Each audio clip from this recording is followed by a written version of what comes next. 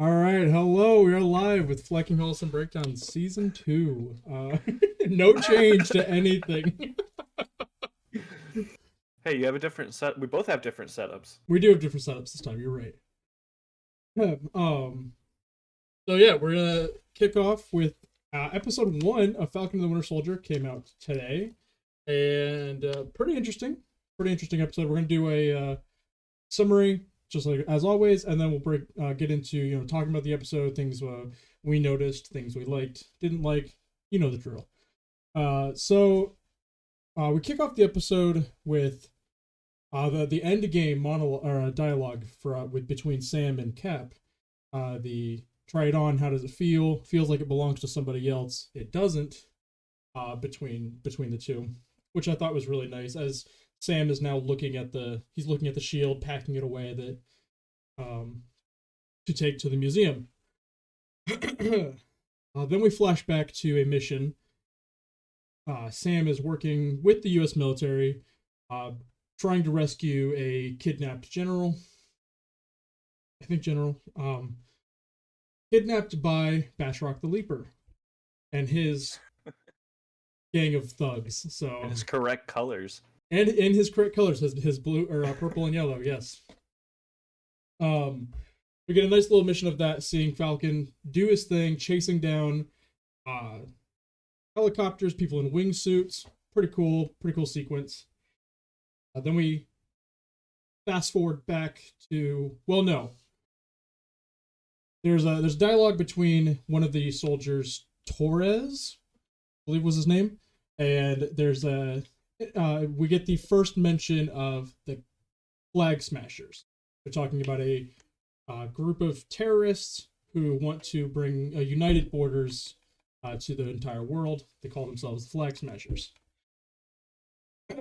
And Torres talks about how he's going to follow up some leads in the chat room, basically try to infiltrate. Then we flash forward back to present day. Sam is giving a speech about Cap as Cap's shield is being inducted into the Smithsonian, and a whole exhibit about Cap and the final mission of Endgame. And he has a nice heartfelt speech saying shield's more than just a shield. It's a symbol, but it's a symbol about the man who held it and how we should all strive to be more like him. And then we see Don Cheadle. Brody's in this one. Cameos, talking to Sam, asking Sam, why didn't you want to be, why didn't you take the mantle?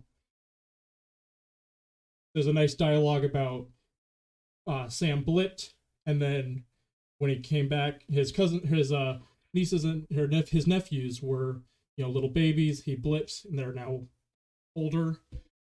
Now he's trying to, catch up with that time he missed with them. And then we get the dialogue of why didn't you want to become Captain America, and we kind of get the same thing we got in Endgame in the beginning of this episode of the speech. He really hammers home the point that I'm not Captain America. I can't live up to what Steve did. Essentially, is what that whole thing boiled down to. I believe then we get a flashback scene where we get like a flashback of Russia. Some Russians walking around, and then the Winter Soldier's arm busts through. The original, actual Winter Soldier Red Star arm busting through a painting, pulling some guy through, massacring this place in true Winter Soldier fashion. We see some innocent guy trying to get into basically his apartment, having witnessed everything that Bucky just did, and basically, begging for his life, saying, I didn't see anything, I didn't see anything, I didn't see anything. Bucky shoots the guy and wakes up. This was a nightmare he was having about a past experience. So he wakes up, and then we get a therapist scene. So Bucky is now seeing a therapist about everything, talking about making amends with people, and how he's following his therapist's steps, except he's not, and he's actually just, he's got a kill list, and he's running down his kill list, basically. Starting with Senator, I don't remember, Senator Bowman? I don't remember what. I don't think it was important. No, I don't remember what senator they said, but basically his reason was she gained power off of him. He helped her rise to power, and now she's still using her power that he gave her to, be corrupt. So he took care of that. There's Well, he didn't kill her. Did he kill her? No. Oh, okay. It's a list to make amends, and like he's trying to do it the correct way, but then he like brings her over, and then he says like, "I'm not the same person anymore," and then he walks away, and then the cops come. That's so right. He like reported her, but he wanted to tell her like, "Hey, bad." Gotcha. Okay, my bad. Yep. So then talking to the therapist, the therapist just basically says, you're lonely. Like, you don't talk to anybody. You're ignoring Sam's phone calls and texts. The only person you call is me. That's pathetic. You're lonely. Like, and that's kind of, it's kind of the whole theme of this episode, lost, loneliness. That's very prominent throughout the whole episode. And this kind of just kicks it off. I think following up is the boat, right? Sam going home. Yep. Okay. So after that scene with Sam going to his sister's shop, lakeside or seaside shop. Nola. No, oh New yeah, Orleans. New Orleans. And there's he's back. The nephews run up to him. There's some dialogue between him and his sister about selling the family boat. Sam doesn't want to, but Sarah, his sister, wants to. She needs to. They talk about how she's got loans out on the house and everything to fund the business. Ooh, sorry about that. Fund the business, and she needs to sell the boat to pay those loans. So Sam's like, don't do it. I'll help you. We'll get loans. We'll take out another loan, bring down your monthly, take out a loan to pay the loans, essentially. So he goes, talk to a banker. Banker immediately recognizes him as Falcon. And, as any person meeting a celebrity is like, I want to get a picture, I'm a big fan. And then they're trying to, yeah, he's an Avenger, but we're just trying to get a loan. Can we get a loan? And the banker's like, no, I can't help you. But can I get a selfie? Like, get the, that concept of, they're not people anymore. They're heroes. He's even as a person, he's a superhero. Trying to think what else. Bucky goes on a date. Yeah. Yeah. So the old man. And the old man. So Bucky has one friend, an old man named Yori. I love Yori already. Yori's gonna be my favorite character. He's gonna die. He's gonna die, and I yep. But yeah, old man Yori arguing with his neighbors because his neighbors mixing his trash with Yori's trash. So Bucky breaks up the fight. Is like, stop arguing with your neighbors. Let's go to Izzy's. I'll pay. They go to this restaurant, this bar, and every Wednesday, apparently. Talking about, it was a really funny little scene of Yori's reading the paper, reading the obituary, saying, nobody made it past 90 this week. And Bucky's kind of like, something about they died so young. Died so young, yeah. It was, they died so young. And then Bucky's kind of looking at the bartender, and then Yori's like, ask her out. He's like, no. And then Yori just straight up, hey, he wants to take you on a date. So Yori gets Bucky a date. I thought that was a really nice scene, just a wholesome scene. Fantastic wingman. Yeah, what a wingman. So they go on their date. Bucky brings her flowers. Oh, The old man's son. yes, thank you. So again, the overall theme of this episode was loss and loneliness. Uh, Bucky talks about I haven't danced since 1945, and then kind of throws Yori into thinking about his son. They bring out Mochi, and Yori says my son loved, I can't remember what kind, but loved Mochi. Red bean. Red bean. Thank you. Red bean mochi. Thank you for knowing the obscure things that weren't important. That's all I got. But he talks about how his son loved red bean mochi, was a consultant, and just going on about his son and everything. Talking about, and his son is gone. He's lost his son. It's dead. Yeah, and all he was told was that his son was in the wrong place, wrong time. Yeah. So that's what he's upset about, is that he'll never know how his son actually died. Mm-hmm.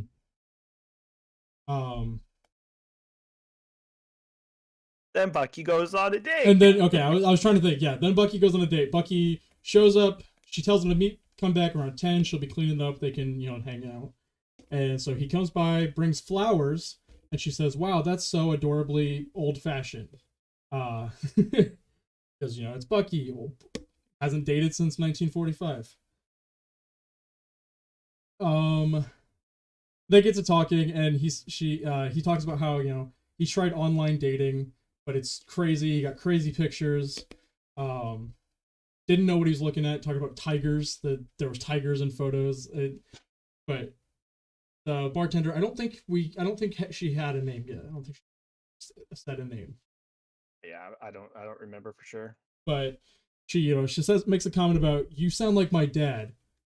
Wait, how old are you? And then he's like, 106. And they both kind of laugh it off. Her thinking, "Oh, that's a funny joke. He can't be 106. He looks like he's 30 something."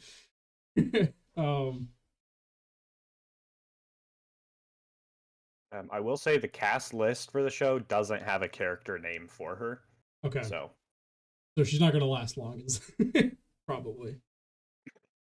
And then we get the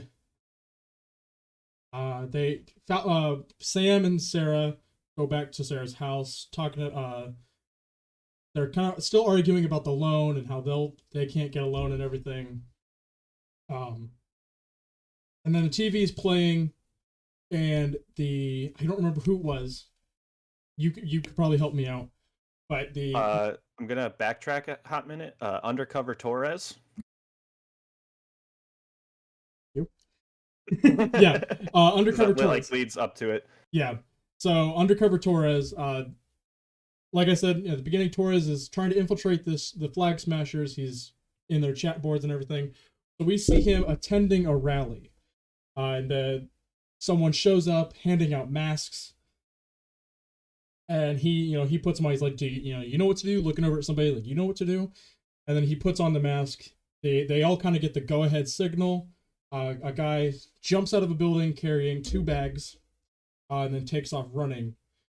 Torres kind of tries to stop somebody. He's like, "Hey, you're under arrest," recording them, trying to record everything that's going on, trying to arrest somebody, which he gets picked up, thrown like a fucking rag, and then the rest of that scene I kind of forgot.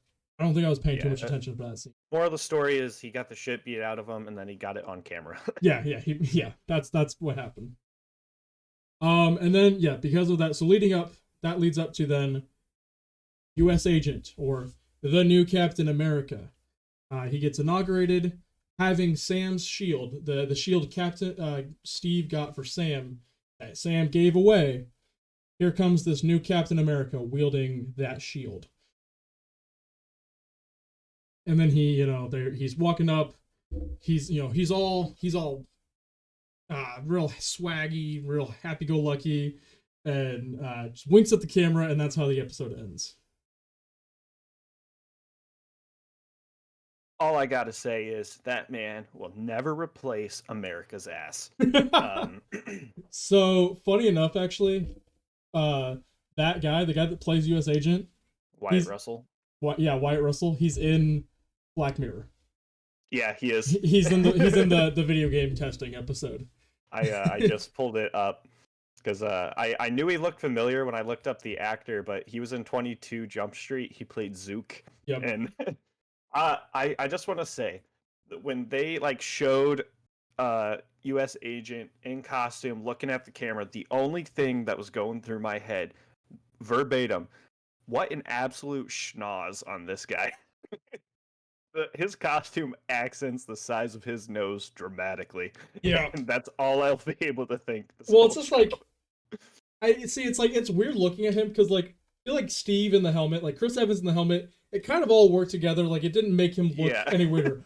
Wyatt in the helmet looks like it's like his nose is bigger. He's got such a pronounced chin. It looked like his head was squashed and it just went out forward. That's like I don't understand it. Yeah. But let's I'll you go ahead, sorry.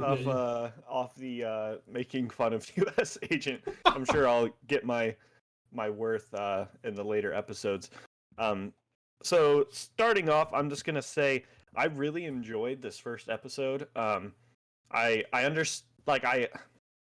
Overall, I'd say I like the non-Captain America group movies more than the other stuff. But this episode immediately had me hooked in a way that WandaVision didn't. Because WandaVision, it was all about like, hey, who knows what's going on? Am I right? But this was very clear, like, I don't know. It's just so much more grounded because it is real. This is guns and ammo. WandaVision is magic and. But okay, looked like you had something to say. I'll start. I'll start with Sam Wilson. So obviously, we know he's coming off of Captain America giving him his shield, and he immediately is like, I don't know about this, Chief. This doesn't feel right. One thing I thought was a nice way it was shot is like it shows him ironing his shirt on a rinky-dink ironing board and just putting stuff together in a small room, and it really like with the reinforcement of him not being able to get a loan and just when he's at the bank, he has to explain to the banker that they don't really get like paid. Like they're not paid people. They're doing this out of the goodness of their own hearts. So it really just sets home that like he's just a guy who has all this responsibility. And I think that really sets it home to knock it out of the park of the whole anti-establishment feel that I think the show is going to go towards. Because Sam Wilson, he donates the shield to the Smithsonian, and he's like, yeah, I don't think I should have it, and obviously no one's ready to wield it right now. We don't have a symbol. And I think, like, when he did that, he didn't really have a plan for someone to be taking it up, at least not so soon. And then he's dealing with all this other crap, and then he sees the announcement that, oh, the people who wanted the shield actually just wanted it because they had someone ready to wield it. And that there's already building a divide between the two. And you know that these people are going to want Don Cheadle and Anthony Mackie to work with U.S. Agent, and they're not going to be too happy about it because it's still a fresh wound. It's only 6 months after Endgame, pretty sure. Pretty sure that's the number I saw. Yeah, so I because they did drop a few months, but like they said it in the show was a few months after, but I'm pretty sure the exact was 6 months. Well, I was say the year is 2023 then, because yeah, Bucky literally gives us 106, so it puts us in 2023. So yeah, that's kind of the story of Sam Wilson. One detail I thought is when he's talking with War Machine, in the whole Captain America exhibit, the way the shot is angled, there's a poster from early Captain America 1940s, and it's Captain America pointing, and it says, I want you. And the way it's angled, he's pointing at Sam Wilson. And I thought that was a neat little thing. And I personally, for the like outline of this show, I think it's gonna set up Sam Wilson becoming Captain America. So I think that is like a very clear from the start, I want you, and he's gonna make it happen. And and that leads me to the character of Joaquin Torres, who's the military man that's working with Sam Wilson right now. In the comics, he actually becomes the Falcon to Sam Wilson's Captain America. So I think that will lead up to it. But I'm pretty sure, if I remember correctly, in the comics, he was like experimented on, and he was like half man, half bird, and like a hybrid, like a literal falcon. Like an actual falcon. So, like I really don't see this show doing that, at least not right now. Just because it is so much more grounded than the other stuff, and that's a little out there. Well, but I mean, I don't know. Like, yeah, it is still a little out there for them, but they do have like the Winter Soldier program was. I mean, yeah, but that wasn't like turning people into birds. Yeah, that's true. It's just like a different super soldier Yeah. serum. So let's see. Yeah, so in the MCU, Sam Wilson is from Louisiana, and like we have his whole family based around there. But in the comics, he was born in New York City, so that's just a little, not really relevant, but just a nice little detail to know. Also, one thing that I caught immediately is how his nephews run up to him, and all of this buildup is just to call him Uncle Sam. Yeah. Like, you know that they only made it his like sister and nephews to call him Uncle Sam. really hitting that American patriotism. The American dream. Let's see. So I absolutely love the new design for Falcon's suit. Like the curved wings and Red Wing was used a lot more in the first episode than he has in like the entirety of all the Captain America movies. But and it's definitely Stark tech because it was using the same lasers and mini missiles that the Iron Man suits use. Well, Torres says that similar. Too. Torres Yeah, he says talks it too, about Stark level tech. Yeah, because Sam's trying to fix up Red Wing, I think. Is that what he was? Yeah, because it got zapped. Mm-hmm. And he's like, hey, hands off. It's like, talking about how people kept shorting out Red Wing, and then Torres says something like, well, hey, they're worried about IP changing all the time, and now and your Stark level tech. So yeah, and then it cuts over to Bucky, which there's a lot to unpack with him. Like he's always been like present, and like we know the backstory of him, but we've never gotten an in-depth look on like what exactly he's feeling minute by minute. And I really like how this show's opening that up for us, because he's such a complex emotional character. So when he's at his therapy session, the therapist says something about how she used to be military. Like she knows what he's doing, and like being alone is the hardest part. So anything she can do to prevent that from happening will make everything at least a little better. That therapist is the one in the trailers who talks to Sam and Bucky at that like table where they sit face to face. That's what I thought. Yeah. Because the actual cast list for the show is pretty small. Have it pulled up here. Like we have Bucky, Sam, Sharon Carter. She's going to show up. She was in the trailers. We have U.S. Agent Zemo. The Batrock, that guy. Sam Wilson's. Yeah, that's his last name. Batrock. Batrock. And then we have like 10 others. Mm-hmm. That's all the cast list is. And one of them is named German prison guard. So good. So isn't this only 6 episodes? Is it? I think I heard that today. I didn't look. I assumed it was going to be 8 or 9 again. I thought so too, but I was pleasantly surprised that it was a 49-minute episode for the first one. Yeah, I would say it definitely felt longer. Falcon, Winter Soldier episodes. Pretty sure I saw something today that was only 6 episodes.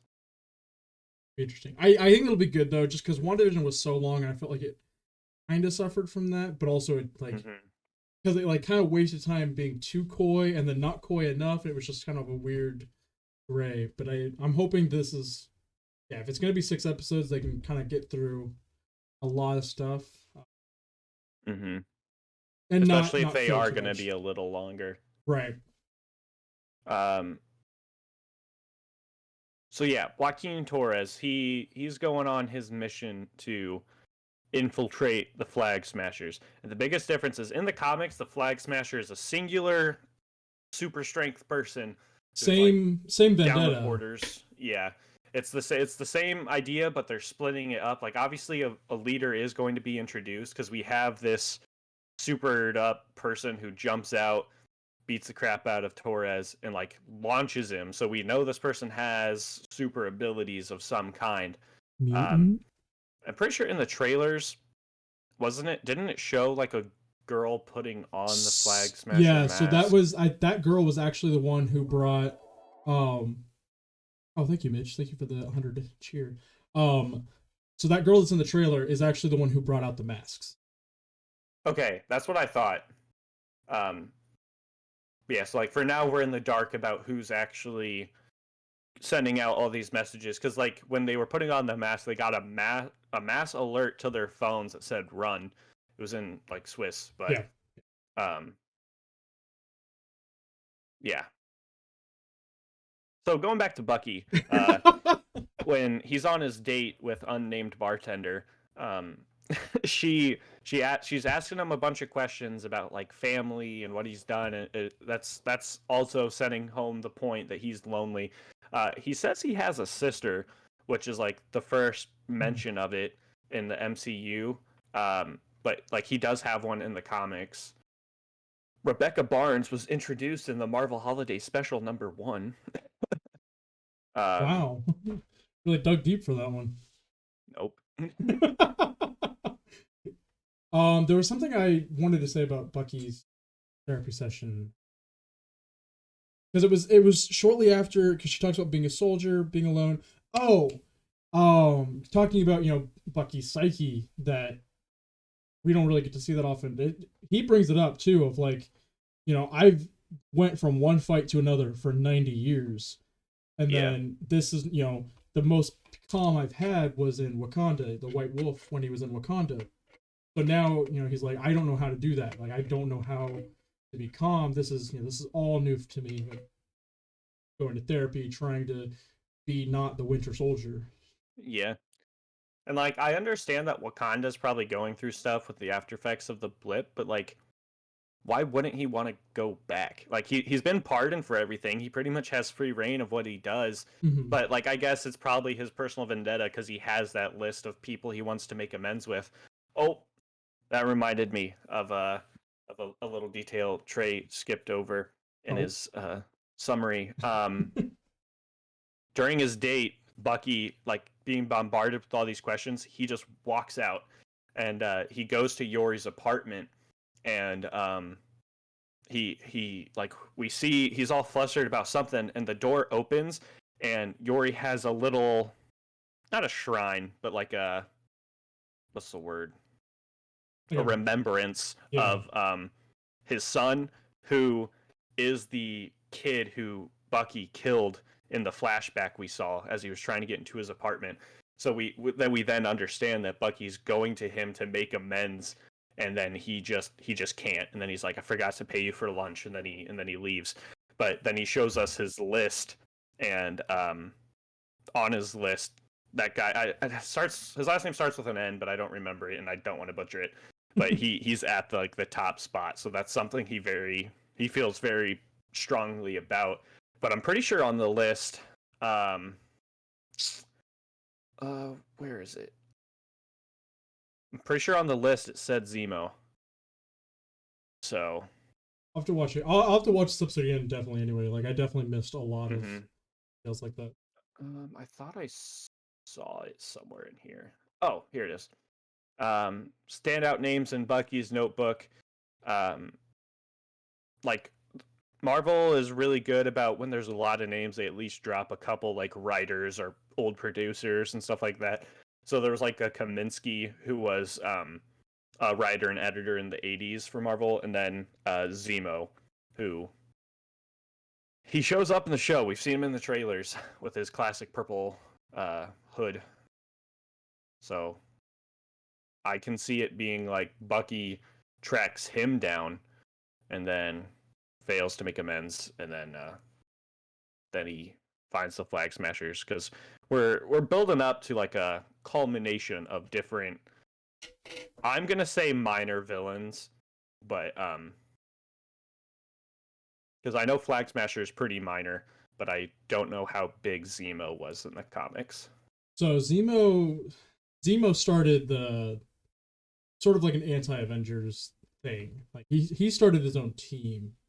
That's why people are, there's definitely a lot of speculation of like, okay, we're bringing Zemo back, like what's the plan for him? Not to start a Mephisto train early again with whatever Zemo's team name is going to be, but well, I like that. That's the other thing. Like this show, because Captain America's timelines are all pretty clear for the most part. Like the characters they have are there for the reason they are in the comics. Like with WandaVision, we had so much speculation about like who's going to be the villain, and like they brought out Agatha Harkness, who people like didn't know until they watched the show, and even like Nightmare and Mephisto, like yeah, diehard comic fans know about those characters, but all the hype around them caused new fans to do their research and learn. right. And I think I like that Marvel has that effect of people to dig into their old material and find stuff like that. I meant to go back and watch Winter Soldier, but I just didn't have the time for it today. I spent all my day yesterday watching Snyder Cut. Yeah. The during the scene where he does kill Yori's son, that Winter Soldier theme very prominent throughout that entire scene. Like that, just screeching strings and was crying, screaming Yeah. sounds that whole time. Favorite score, by the way. That was definitely my favorite piece. Just like a haunting. It's such a haunting sound. So with WandaVision, we had the whole who's the villain like question throughout. I think the question so far for this show is setting up to be what happened to Captain America. I think a lot of people were expecting the first episode to kick off with like some funeral or something like that to answer the question right away and let us focus on Bucky and Sam the entire time. But if the show is only 6 episodes long, I think I do think they will explain it at some point, but I don't know. So we put 2 and 2, in the same vein, but we didn't put them together. The guy jumping out of the window, what if that was Zemo? It's a fairly pretty thin dude, dark hair. He had dark hair. He you could see his seemed hair. really tall. Yeah, it was really long though. That's what gets me. Oh, because in the trailers yeah. he had short hair, but this person had long hair. Because that's why I wasn't 100% sure if the person handing out masks was the girl or if this was just a super beefy, angry girl. So yeah, that's my thing. Because I'm pretty sure in the trailers when we see Zemo, he looks almost exactly the same. He's still like clean shaven, short haired. He just seems very composed. Where was Zemo left? So like when was Zemo was in that containment area yeah that Bucky was in. was that was in Berlin? I think. what movie was that? Winter Soldier? No, Civil War. That was Civil War. Yeah, I was gonna say because that's when they fight each other. Right. Yeah, so that's the last time we see Zemo. So that's the other big question is how did he get out of that? That was people are thinking maybe he blipped out of it, but the blip has been pretty good about putting people back into situations they were originally in. So I don't know. It is pretty convenient for when they need it to be, though. yeah. It's like I don't know, because the biggest example people bring up when they're talking about people returning to the blip is people who were on airplanes. They're like, well, are they? They obviously didn't just appear back in the middle of the air. They appeared on a plane, so it was a similar setting. Hmm. But then, like the people in the hospital, they kind of just appeared walking around. We have people in the marching band who just appeared in the middle of the basketball game. Like, yeah, I think he would show up back in his cell, but I can also see them being like, "Oh, I'm Zemo. When I came back, I wasn't in my cell. Ha ha ha." Yeah. And then I came to this unnamed country where I developed a team of people who hate flags. I think though um, the big thing for me with this episode is like I think it's really going to set up a lot of this phase. You know, WandaVision kind of the same way. With WandaVision, the big antagonist was Wanda's grief, dealing with her loss of vision, kind of helping us get through the loss of everything from Endgame. Again, with this episode, same thing, kicking it right off with Steve gone. You know, the world to keep bringing up the blip, everything that was happened in the blip. The world's changed, banks raise rates, things like that. Um, Helping us get over, but it's like showing us that it's not glamorous. It's not glamorous being a yeah. superhero. There's real people, and this is how everyone was affected through this whole shitty situation. Um, so yeah, new Captain America, John Walker. I'm pretty sure he kind of has the same vibes as Agatha Harkness in the sense that he's gone back and forth between being like a hero as well as a villain. So I think the way he was introduced and like Sam immediately being like, "What?" is gonna set him up as a villain. Like, not, I don't know. I think he's being presented as a villain, but his actions won't necessarily show that. Yeah, Um, I think it's really just put in there to have a divide. But if the show is only 6 episodes long, and if Sam Wilson does become Captain America at the end of it, there's going to be some drama. mm-hmm. Yeah. um,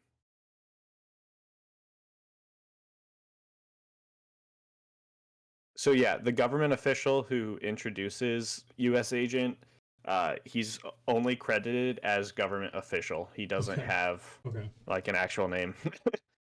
I think that's pretty much all I have right now.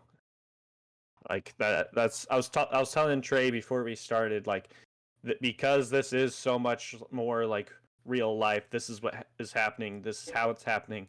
There isn't a whole lot to speculate on because it's not like WandaVision where the first episode was a 50s sitcom and we're like, what? Yeah. Yeah. No, uh, this lays out what everything's pretty yeah. clear. Like we know who the main antagonist is right now. Flag Smashers. There are other people we know are going to pop up that we can speculate on how they're going to pop up, but that's about it. Yeah, I feel like the trailers have told us a lot more about the show too, more than WandaVision did. Like they were very secretive about what was going to happen with WandaVision, which is Mm-hmm. understandable. That being the first like show they're coming off of. Right. Because another important thing is where the events of this will lead into Far From Home, because we know this happens before that. Because isn't it Far From Home? So I Wasn't it would, like this? Like it was late in the year of their school year, right? yeah. Plus, I was gonna say it has to. I would almost now say it has to be before Far From Home. People thought seeing Cap in the memorial video was weird because it's like, oh, he's not actually dead. Now we know, yeah, he's dead. He actually is dead, probably. Um, I looked it up. It says uh, MCU canon says Far From Home is in 2023, just like Avengers Endgame. So Endgame happened in 2023, so that would make this 2024. When was Endgame? When was that fight in Endgame? You said what, October? Yeah, No, it was okay. late. It was like mid to early October because, in terms of the episodes being weeks apart, that would have put the Halloween episode on Halloween. Um, but it says MCU canon. says Far From Home is set in 2023, but the error there is that Far From Home is set in the summer holidays after Endgame. So that would make it 2024 rather than 2023. So specific year isn't important. We know it went Endgame, WandaVision, Falcon, Winter Soldier, Far From Home. Because Loki is in there somewhere, but he's in a different timeline, so it doesn't matter what he's doing. He's before Endgame, technically.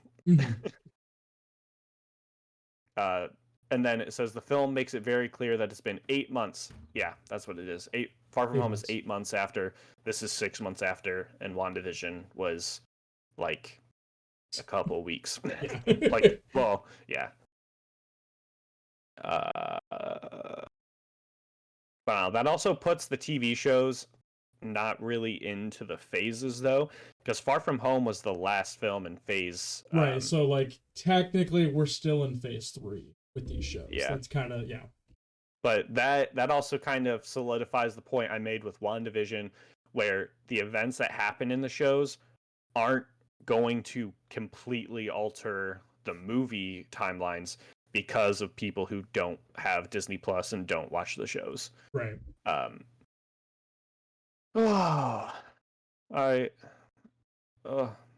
This was a good episode. I like it. So going with that, I one last question then.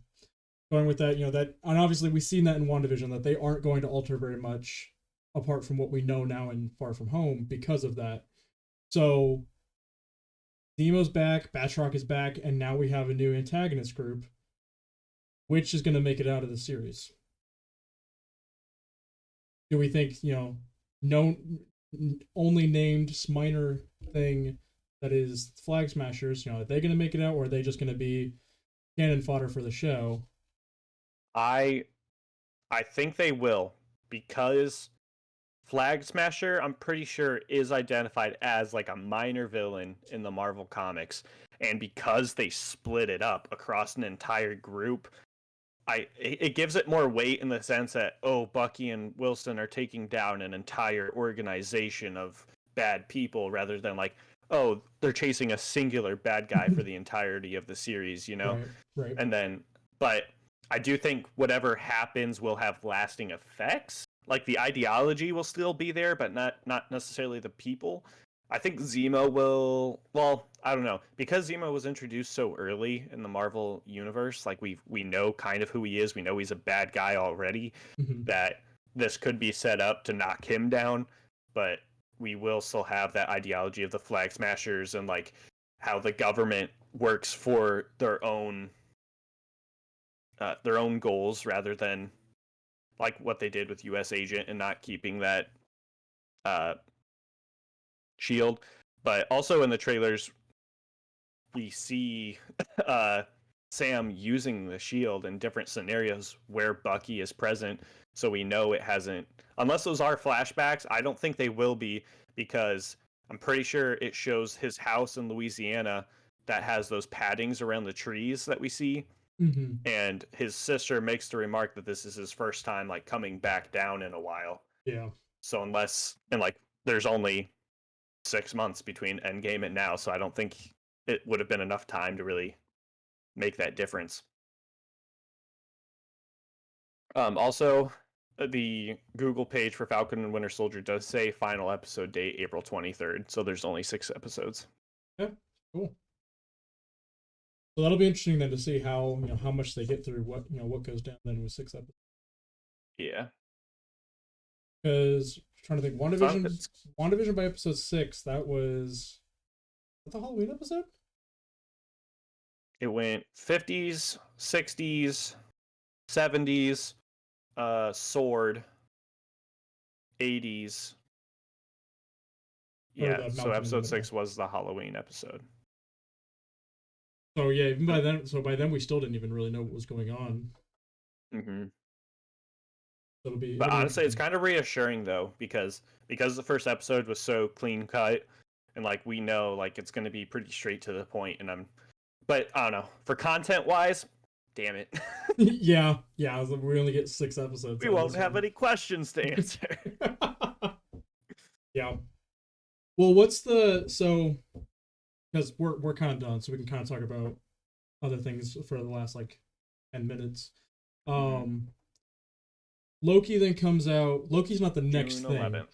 Okay, so it's a bit down the ways. Black Widow. I think it's the next TV show, but I think people are talking when. I think I heard something about that. Yeah, they want Black Widow to come out in May. Yeah.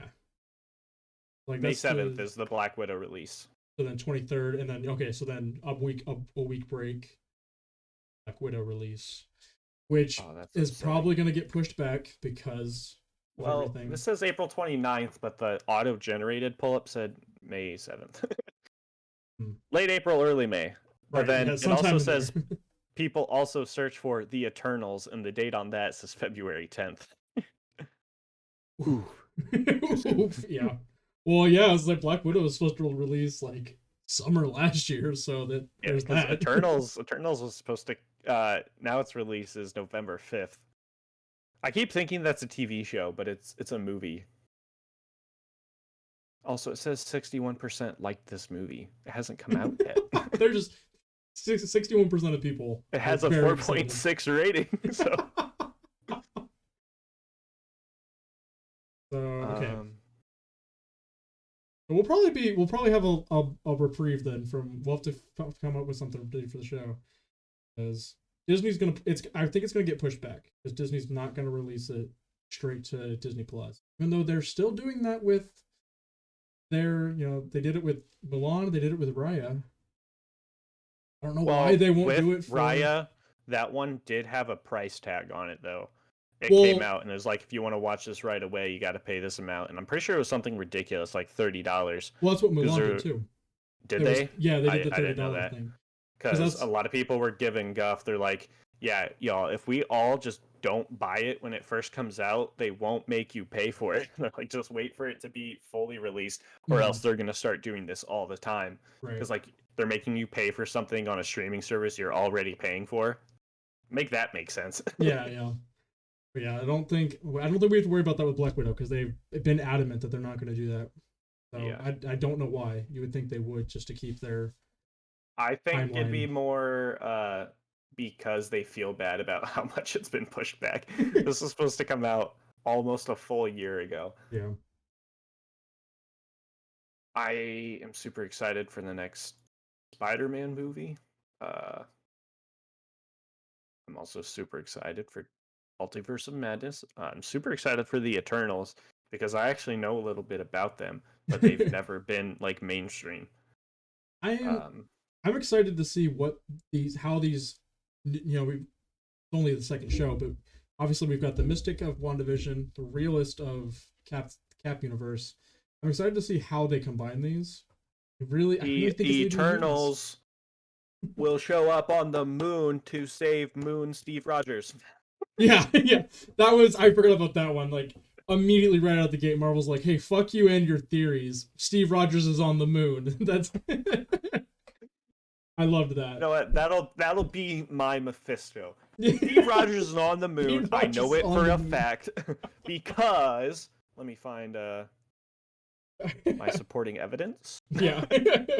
let me find my confirmation bias. I mean, supporting evidence. Captain America is secretly watching us from the moon because in the comics, Nick Fury's in space. That's canon in the movies, too. After this, though, because, well, I don't know. Nick Fury don't know. Being up in the sky is up for debate because the Skrulls want Monica in the sky. Well, and now, we have kind of our timeline. This is 2 months before Far From Home. They're not going to take 2 months to launch that whole thing into space, or get the Skrulls to build it, or whatever. However that thing got there. So Nick's probably been up there a while. Yeah. Well, yeah. The events of original Sin showed that Fury had been secretly waging wars on potential alien invaders for years. Uatu, the Watcher, put a series of events in motion so that he would die, but Fury's immoral actions would be exposed. In the end, Fury was forced to become the new Watcher, the Unseen, and was imprisoned on the moon, looking over Earth as his new job. Very cool. Steve Rogers is helping people train on the moon base because they know Nick Fury's in space with the scroll and he's not supposed to be. So they're like, bring him to the moon and bring him to the moon. That's Shang-Chi and the 10 Rings. It's just on the moon. The Earth actually gets destroyed, and the whole next 10 Marvel movies are about how they're making Moon the new Earth. Oh, Prove me wrong. Or Prove me wrong. Multiverse of Madness is us trying to find a new Earth because ours is getting destroyed. Earth 616 is done for. We're moving on. No, actually, everything after. This is Earth 9999999, where we need to go to Earth 616. Fair enough. Yep. We're gonna take everyone and kill the originals. The snap never happened. There's no houses around the Statue of Liberty now. I think that's it from us. We're in crazy territory now. we're back in Mephisto territory. I purposely went there. Yeah. Yeah, that's gonna be it for us. Next week, same time, same bat place. Also, there's a theory that Captain America at the end of Endgame, after he gave the shield, he just went back. They're like, yeah, he went back to the timeline and then he time traveled again back to that timeline to give Sam the shield, and then he just went back to the one he came from. You feel?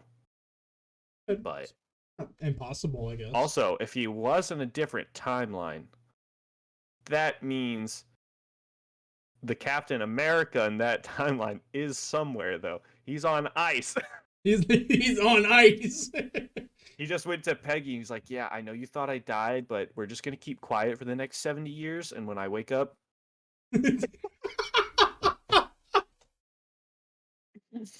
That's the movie I want. Make it happen, Marvel. You want to bring Chris Evans back? That's the only way I will let you bring Chris Evans back. Oh my god. Alright, thank you everybody for watching. That's going to be it from us. Catch you guys next week. Tomorrow's Monkey, so watch Monkey tomorrow at 7:30. Monkey. Thank you all. Love you all. Bye.